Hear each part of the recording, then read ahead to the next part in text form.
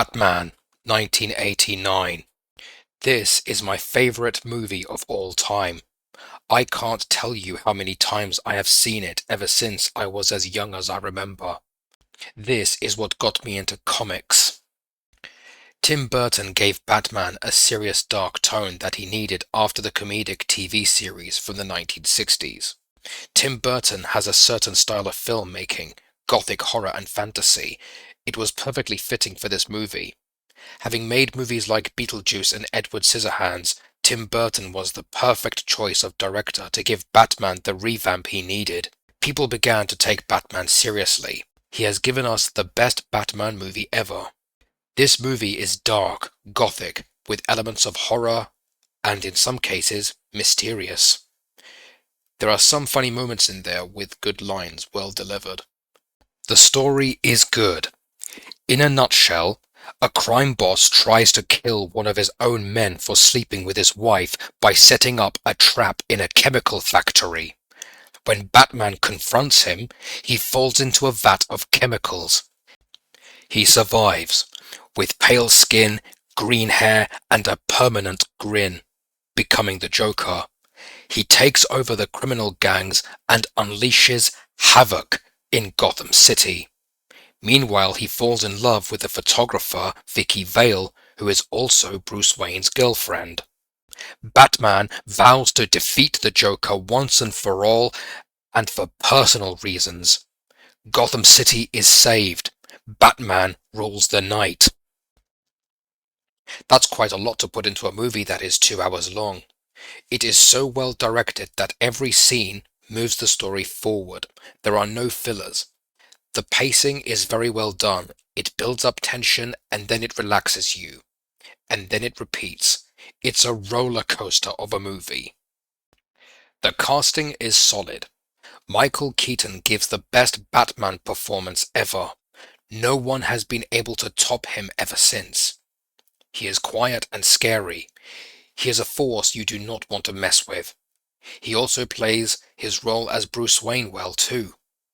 Had it not been for the producer Jon Peters' suggestion to cast Michael Keaton as Batman, we probably would have had a completely different Batman. There was a lot of backlash against this casting decision at first, but after the movie's release, everyone liked it. The audience was blown away. The risk paid off. This is living proof that Michael Keaton is the best Batman. Jack Nicholson plays the Joker perfectly. How he changes from a cold gangster into the clown prince of crime, an absolute maniac. You can tell he enjoyed himself playing that role. Kim Basinger gives us the best Vicky Vale, the poised, intelligent photographer who falls in love with Bruce Wayne. Billy D. Williams as Harvey Dent, District Attorney, the same guy who played Lando Calrissian in Star Wars.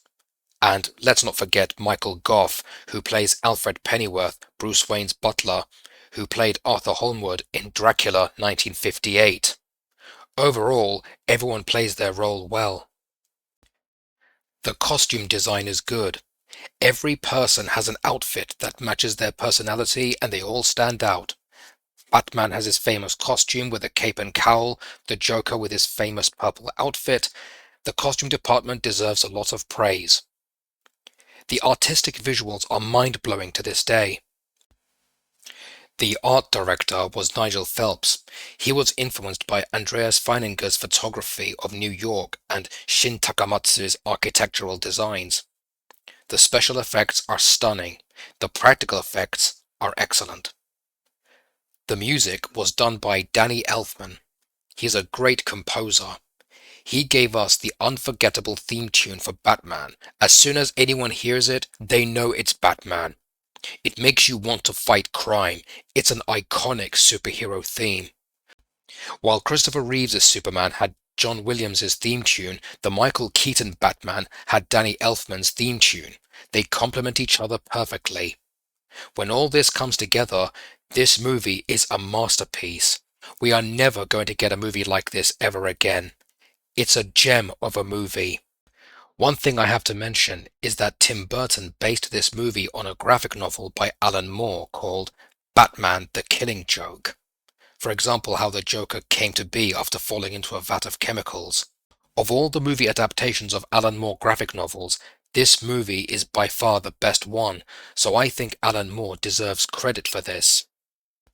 To conclude this review, there are things I feel that I have to mention. This movie is very personal to me.